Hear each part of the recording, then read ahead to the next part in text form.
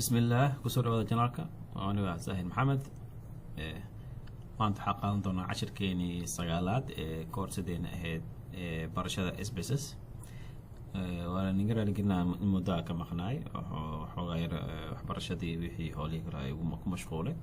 marka maanta waxaa qaadan doonaa cashirkeenii sagaalaad waxaana kaga hadli doonaa split file, macnaha qaabka aad rabto inaad fileska u ka saarto ama categorieska aad rabto inaad kala saarto adigu rabo in oo macnaha laba table ama hal table oo laakiin dhaxda ka kala baran inay ku kala noqdaan.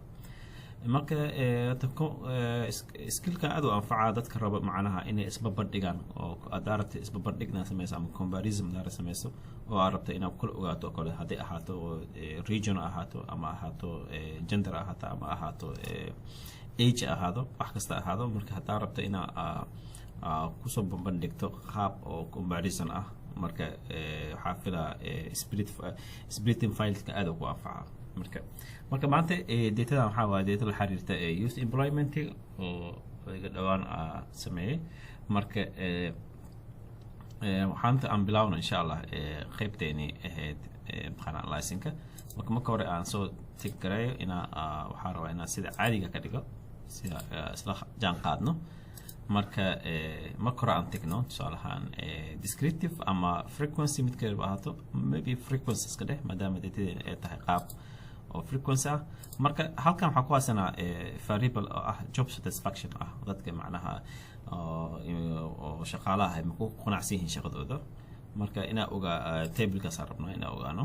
marka halkan waxaa ku wareegsanay adiga 100 oo respondent waaye.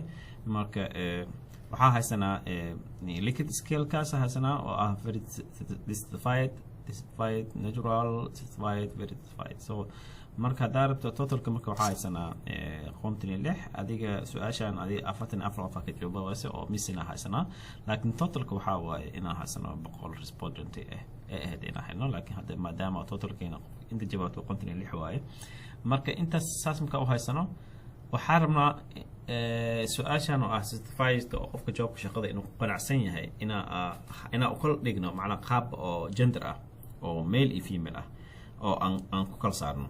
markaasoo kale markaa u baahan tahay waxaa u baahan tahay inaad split file samayso si aad u kala saarto dadkan respondent ah oo qontiga 6 ah inaad kala saarto. marka sida ugu fudud aad tagi karto waxaa waaye inaad tagto data file, data tagaysaa, kadib waxaad tagi doontaa split filekaas. marka laba shay aad jirto oo ah marka waxaa waaye analyze for all case waxaa waaye do not create group. so markaan group ma sameynayno maxaa yeelay waa sida oo defaultiga ama sida caadiga ah oo noo soo muuqan doono SPSS-keena markii koodi ah anaga wax ka bedelin. marka hadda waxaa rabaa inaan compare groupna sameeyo anoo ku sameynaa based on gender. waxaa kasta isticmaali kartaa, waxaa isticmaali kartaa educational level isticmaali kartaa, waxaa isticmaali kartaa merit status isticmaali kartaa, family size isticmaali kartaa, laakiin hadda waxaa rabnaa inaan isticmaalo genderka aan kor dhigno. kadib halkan waxaa waaye haddii sort u baahan tahay oo ama already sorted ku tahay oo qaab A to Z ama 1 to 10 or 1 to 100 ku yahay mu baahan. laakiin haddii uusan oo halkan imaanaysa, laakiin haddii oo data aysan ahayn qaab oo sortada asaa ku sameyn doono. marka sideed ku dayar markaas kadib okay ahna. marka intaas dhahno already halkan waxaan ugu soo baxay sorted cases by gender, so split file layer by gender. so halka hadda waxaa dib u fiirinaynaa kumanka. okay marka waxaa tagi doonaa frequency ku laaban doonaa kasaan fiiriyo. okay hadda waa ujeedaa markii hore waxaan u ahaa qaab caadi ah oo wax oo kala saarnayn oo waxay ahayd hal wixii dadka dhan oo respondent hal looma kala saarin qaab group ah. hadda maadaama markaa codsaday inaan u kala saaro qaab gender ah male iyo female waa ujeedaa wuxuu noqday qaab male ay qaab female ah oo ah mid kasta gooni ah.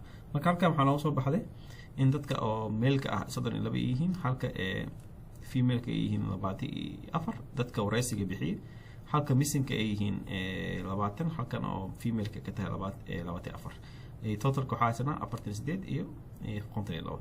marka intaas ka soo tagno inta totalka ah macnaheedu waxaa waaye waxaa kaloo heli karnaa mataqaanaa percentage-ka oo mid kasta oo gooni u ah. tusaale ahaan waxaa haysanaa mataqaanaa hadda inkastoo missing ku jiro laakiin waxaa ogaan kartaa percentage-ka valid percentage-ka iyo waxaa ogaan karnaa mataqaanaa gooni ah haddaa rabto laakiin inaadan kasii kala saarto oo aad rabto inaad mid kasta oo kuu noqdo table gooni ah waxaa sameynaa datada tegaynaa split file tagi doonaa waxaa sameyn doonaa meesha hadda compared group waxaa ka dhigi doonaa organize output by group kadib waxaa dhina okay hadda marka dib aan usoo rangareeno frequency-gina okay dheh hadda markaa sidaan ujeedo waxaa kusoo baxaayo in oo mataqaanaa gooni ah hadda ujeeda mailka genderka waa 32 missing percentage-kii wixii wuxuu kuu noqday mataqaanaa table gooni ah halka oo female-kana oo kuu noqday statistics iyo table-kiisa oo kuu noqday table gooni ah marka salam waxaa ku samaysan kartaa waa qaadan kartaa marka aad rabto inaa jadwal ku saarto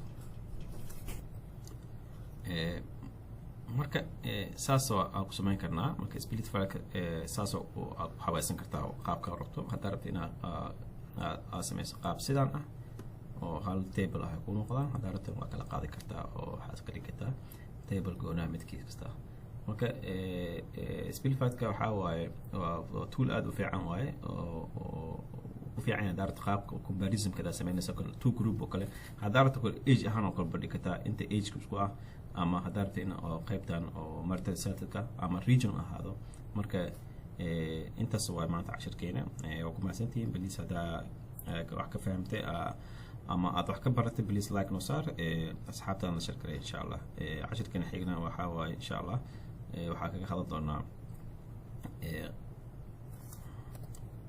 split cases kala hadal doonaa marka sidaas iyo